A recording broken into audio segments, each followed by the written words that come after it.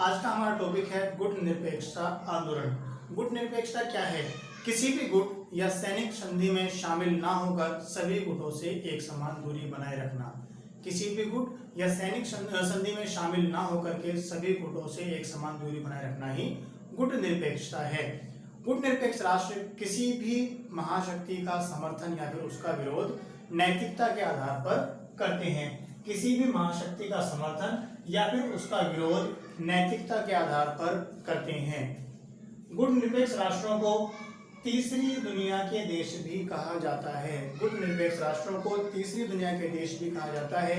ऐसा इसलिए कहा जाता है क्योंकि शीत युद्ध के दौरान पूरा विश्व दो हिस्सों में बढ़ चुका था। जब नौ स्वतंत्र राष्ट्रों ने या फिर कुछ राष्ट्रों ने गुट निरपेक्ष नीति को अपनाया, जो कि ना तो यूएसएसआर के साथ गए और ना ही यूएसए के साथ गए, ऐसे देशों को तीसरी दुनिया के देश कहा गया। अभी हमने गुट निरपेक्षता आंदोलन के बारे में जाना, लेकिन इतना बड़ा आंदोलन अस्तित्व में कैसे आया, इसकी शुरुआत कैसे हुई, आइए जानते हैं इसके बारे में। सबसे पहले जो गुट निरपेक्षता आंदोलन है उसका गठन एशियाई अफ्रीकी यानी कुछ एशिया के देश थे, कुछ अफ्रीका के देश थे और कुछ लैटिन अमेरिका के देश थे और कुछ ऐसे देश जो औपनिवेशिक समस्याओं से जूझ रहे थे। इन देशों को मिलाकर के गुट निरपेक्षता आंदोलन का गठन किया गया। इसके शुरुआती दौर में इसके कुछ सदस्य स्वतंत्रता प्राप्त कर चुके थे और बाकी इस प्रक्रिया में शामिल थे। इसके बाद हम बात करते हैं कि इसकी शुरुआत कैसे हुई। इसका गठन जो किया गया वो एशिया, अफ्रीका, लैटिन अमेरिका एवं ऐसे देश जो औपनिवेशिक समस्या से जूझ रहे थे, इन सबको मिलाकर के इसका गठन किया गया। आरंभिक दौर में इसके कुछ सदस्य स्वतंत्रता प्राप्त कर चुके थे तो कुछ सदस्य इस प्रक्रिया में शामिल थे। इसके बाद इसकी शुरुआत कैसे हुई? अगर हम बात करें कि गुट निरपेक्षता आंदोलन की शुरुआत कहां से हुई, तो इसकी शुरुआत में सबसे पहला नाम आता है बांडुंग सम्मेलन का। बांडुंग सम्मेलन जो कि 1955 में हुआ। यह सम्मेलन एशिया एवं अफ्रीकी देशों में एकता, समृद्धता और विकास को बढ़ावा देने के लिए किया गया, जिसको हम बांडुंग सम्मेलन या फिर एशियाई एफ्रो सम्मेलन भी कहते हैं। इसी सम्मेलन के अंदर गुट निरपेक्ष आंदोलन की नींव रखी गई। इसके बाद जो दूसरा नंबर आता है वो आता है बेलग्रेड। 1961 में बेलग्रेड के अंदर, बेलग्रेड यूगोस्लाविया की राजधानी है। 1961 में बेलग्रेड के अंदर 25 देशों ने मिलकर के गुट निरपेक्ष आंदोलन की शुरुआत की। इसके बाद अगर हम बात करें गुट निरपेक्ष आंदोलन के सदस्य संख्या, वर्ष 2006 में इसकी सदस्य संख्या 116 थी तथा वर्तमान में इसकी सदस्य संख्या 120 है और 17 देश इसके अंदर पर्यवेक्षक हैं। अब हम बात करते हैं इसके संस्थापकों की। इसके संस्थापकों में पंडित जवाहरलाल नेहरू जो कि भारत से थे, इनके बाद हैं जोसेफ ब्रोज टिटो जो कि यूगोस्लाविया से थे, इनके बाद गमाल अब्दुल नासिर जो कि मिस्र से हैं और वामे नक्रुमा जो कि घाना से है और लास्ट है मार्शल सुकर्नो। ये पांचों गुट निरपेक्ष आंदोलन के मुख्य संस्थापक थे। गुट निरपेक्ष आंदोलन की शुरुआत और इसके गठन के बारे में जानने के बाद अब एक प्रश्न मन में आता है कि हमें इस आंदोलन की आवश्यकता ही क्यों पड़ी। ऐसे कौन से कारण थे कि हमें गुट निरपेक्ष नीति को अपनाना पड़ा? सबसे पहला कारण अपनी स्वतंत्रता को बनाए रखना।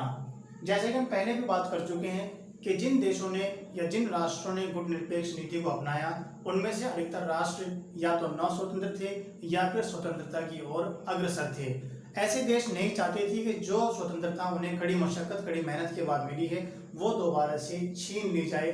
इसलिए अपनी स्वतंत्रता को बनाए रखने के लिए उन लोगों ने ना तो यूएसए और ना ही यूएसएसआर दोनों के साथ ना जाने का फैसला किया और उन्होंने एक बीच का मार्ग निकाला जिसे गुट निरपेक्षता कहा गया। इसके बाद हथियारों की होड़ से बचना। जितने भी देशों ने गुट निरपेक्ष नीति को अपनाया वो सभी देश हथियारों की होड़ से बचना चाहते थे, इसीलिए उन्होंने गुट निरपेक्ष नीति को अपनाया। अगर वो किसी भी एक गुट में शामिल हो जाते तो जाहिर सी बात है कि ना चाहते हुए भी उन्हें हथियारों की होड़ में शामिल होना पड़ता, जो कि वो नहीं चाहते थे। इसके बाद अंतरराष्ट्रीय तनाव को कम करना। सभी देश जिन्होंने गुट निरपेक्ष नीति को अपनाया वो अंतरराष्ट्रीय तनाव को कम करना चाहते थे, जो कि वो किसी भी एक गुट में शामिल होकर नहीं कर सकते थे। इसके लिए हम एक एग्जाम्पल का सहारा लेते हैं।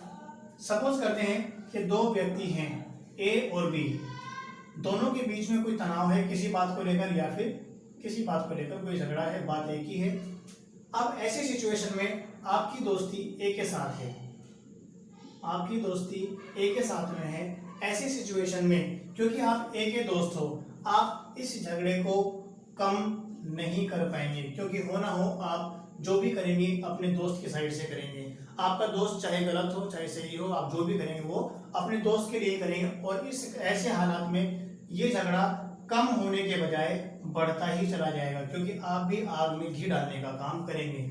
अब ये हालात चाहे आप दोस्त इसके हो चाहे आप दोस्त इसके हो, दोनों कंडीशन में यही हालात बने रहेंगे। लेकिन अगर आप ना तो इसके दोस्त हो ना तो आप इसके दोस्त हो, तो आप इस झगड़े को समाप्त कर सकते हैं। जैसे कि हमने शुरुआत में बात की थी कि गुटनिरपेक्ष राष्ट्र किसी भी महाशक्ति का समर्थन या विरोध नैतिकता के आधार पर करते हैं। कहीं ना कहीं उसका लिंक इस एग्जाम्पल से आता है। इसके बाद अपनी नीतियों का निर्माण स्वयं करना। जितने भी गुटनिरपेक्ष राष्ट्र थे वो चाहते थे कि वो अपनी नीतियों का निर्माण स्वयं करें। अगर वो किसी भी एक गुट में शामिल हो जाते तो शायद जिस गुट में वो शामिल होते वो गुट उनको निर्देश देता है कि आपको क्या करना है और कैसे करना है, जो कि वो देश नहीं चाहते थे। और लास्ट है अपना आर्थिक विकास करना। जितने भी राष्ट्रों ने गुटनिरपेक्ष नीति को अपनाया, जो कि हम पहले ही बात कर चुके हैं, वो या तो वो नव स्वतंत्र राष्ट्र थे या फिर स्वतंत्रता की ओर अग्रसर थे। जब वो स्वतंत्र हुए तो उनके हालात या उनकी जो आर्थिक स्थिति बहुत खराब थी, और शीत युद्ध के चक्कर में पड़कर वो अपने हालातों को और खराब नहीं करना चाहते थे। वो चाहते थे कि उनका आर्थिक विकास हो, इसलिए उन्होंने गुटनिरपेक्ष नीति को अपनाया। अब हम ये समझने का प्रयास करते हैं कि भारत को गुटनिरपेक्ष नीति से क्या लाभ हुए। सबसे पहला जो लाभ हुआ भारत को वो था कि भारत स्वतंत्र रूप से अंतरराष्ट्रीय फैसले ले पाया। गुटनिरपेक्ष नीति को अपनाने के बाद भारत स्वतंत्र रूप से अंतरराष्ट्रीय फैसले ले पाया, जो कि वो यूएसए या फिर यूएसएसआर में शामिल होने के बाद नहीं ले सकता था। अगर भारत इन दोनों में से किसी भी एक गुट में शामिल हो जाता तो शायद वह स्वतंत्र रूप से अंतरराष्ट्रीय स्तर पर फैसले नहीं ले पाता। इसके बाद जो दूसरा फायदा हुआ कि अपने हितों को ध्यान में रखकर फैसले ले पाया। भारत अपने हितों को, अपने फायदों को ध्यान में रखते हुए फैसले ले पाया, जो कि सिर्फ और सिर्फ गुटनिरपेक्ष नीति के कारण ही हो सका। अगर वो इन दोनों में से किसी भी एक गुट में शामिल होता तो शायद ऐसा नहीं हो पाता। इसके बाद भारत मजबूत स्थिति में रहा। भारत मजबूत स्थिति में रहा कैसे? कि अगर दोनों में से कोई भी एक गुट, अगर दोनों में से कोई भी एक गुट भारत के खिलाफ जाता तो भारत दूसरे गुट में जा सकता था। ऐसी स्थिति में ना तो कोई भी गुट इसके ऊपर दोष जमा सकता था और ना ही वो भारत से बेफिक्र रह सकता था। अब जो भारतीय गुटनिरपेक्ष नीति है उसकी कुछ लोगों ने आलोचना भी की है। आलोचना में सबसे पहले जो आलोचना की गई, आलोचक कहते हैं कि भारत की जो गुटनिरपेक्ष नीति है वो सिद्धांत विहीन है। भारत की गुटनिरपेक्ष नीति सिद्धांत विहीन है। आलोचकों ने ऐसा इसलिए कहा कि भारत अपने हितों को साधने के लिए हमेशा महत्वपूर्ण फैसले लेने से बचता रहा है। आलोचक कहते हैं कि भारत की जो गुटनिरपेक्ष नीति है वो सिद्धांत विहीन है, क्योंकि भारत अपने हितों को ध्यान में रखते हुए फिर अपने हितों को साधने के लिए महत्वपूर्ण फैसले लेने से बचता रहा है। जो दूसरा है कि व्यवहार में स्थिरता नहीं है। कुछ आलोचक कहते हैं कि भारत के व्यवहार में स्थिरता नहीं है। वो ऐसा इसलिए कहते हैं क्योंकि उनका मानना है कि 1971 में भारत ने यूएसएसआर से मित्रता की संधि की, जो कि गुटनिरपेक्ष आंदोलन के या फिर गुटनिरपेक्ष नीति के खिलाफ है। इसके बाद जो तीसरा पॉइंट है वो है गुटनिरपेक्षता का ढोंग। कुछ आलोचकों का मानना है कि भारत गुटनिरपेक्षता का सिर्फ और सिर्फ ढोंग करता है, वो पहले से ही यूएसएसआर का सदस्य था।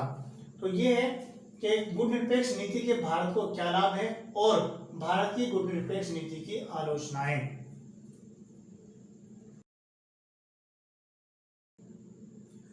अब हम बात करते हैं तटस्थता के बारे में। तटस्थता क्या है? तटस्थता का अर्थ है युद्ध में शामिल ना होने की नीति का पालन करना। युद्ध में शामिल ना होने की नीति का पालन करना ही तटस्थता कहलाता है। ऐसे देश जो तटस्थता को अपनाते हैं उनके लिए आवश्यक नहीं है कि वे युद्ध को समाप्त करने में सहायता करें। तटस्थता क्या है कि युद्ध में शामिल ना होने की नीति ही तटस्थता है, और ऐसे देश जो तटस्थता को अपनाते हैं उनके लिए आवश्यक नहीं होता कि वे युद्ध को समाप्त करने में सहायता करें। ना तो युद्ध में शामिल होते हैं और ना ही युद्ध के बारे में उनका कोई पक्ष होता है। वो अपना कोई पक्ष नहीं रखते कि ये युद्ध सही था या गलत था, उनका कोई भी पक्ष नहीं होता है युद्ध के बारे में। ये ठीक वैसे ही है कि अगर दो दोस्त झगड़ रहे हो, तो तीसरा दोस्त हाथ बांधकर खड़ा हो जाए कि भाई ना तो मैं तेरी तरफ हूं ना ही मैं तेरी तरफ हूं, लड़ते रहो। ठीक है, इसके बाद हम बात करते हैं तटस्थता और गुट निरपेक्षता में अंतर के बारे में। तटस्थता और गुट निरपेक्षता में क्या अंतर है? सबसे पहले जो अंतर है वो है कि इसका प्रयोग युद्ध के समय में होता है। तटस्थता का प्रयोग युद्ध के समय में किया जाता है, जबकि गुट निरपेक्षता का प्रयोग युद्ध और शांति दोनों ही स्थितियों में किया जाता है। सेकंड जो अंतर है वो है कि तटस्थता अंतरराष्ट्रीय कानूनों में इसका प्रयोग किया जाता है। तटस्थता का प्रयोग अंतरराष्ट्रीय कानूनों में किया जाता है, जबकि गुट निरपेक्षता का प्रयोग अंतरराष्ट्रीय संबंधों में किया जाता है। जो थर्ड पॉइंट है वो है कि तटस्थता नकारात्मक है। तटस्थता नकारात्मक है, ये हर प्रकार की अंतरराष्ट्रीय समस्या से बचती है। तटस्थता हर प्रकार की अंतरराष्ट्रीय समस्या से बचती है या फिर उससे दूरी बनाए रखती है। लेकिन अगर हम बात करें गुट निरपेक्षता की, तो गुट निरपेक्षता सकारात्मक है, जो हर प्रकार की अंतरराष्ट्रीय समस्या का समाधान ढूंढने में सहायता करती है। नंबर 4 है, यह विश्व शांति को बढ़ावा नहीं देती है। तटस्थता विश्व शांति को बढ़ावा नहीं देती है, जबकि गुट निरपेक्षता विश्व शांति को बढ़ावा देती है। और लास्ट पॉइंट है कि तटस्थता संबंधों को समाप्त कर देती है। तटस्थता संबंधों को समाप्त कर देती है, जबकि गुट निरपेक्षता संबंधों को समाप्त नहीं करती है। तो तटस्थता क्या है? युद्ध में शामिल ना होने की नीति को ही तटस्थता कहते हैं। ऐसे देश जो तटस्थता को अपनाते हैं उनके लिए यह आवश्यक नहीं होता कि वो युद्ध को समाप्त करने में सहायता करें, और ऐसे देश ना तो युद्ध में शामिल होते हैं और ना ही युद्ध के सही या गलत होने के बारे में उनका कोई पक्ष, कोई तर्क होता है। तो ये हमारा तटस्थता है और ये तटस्थता और गुट निरपेक्षता में अंतर है।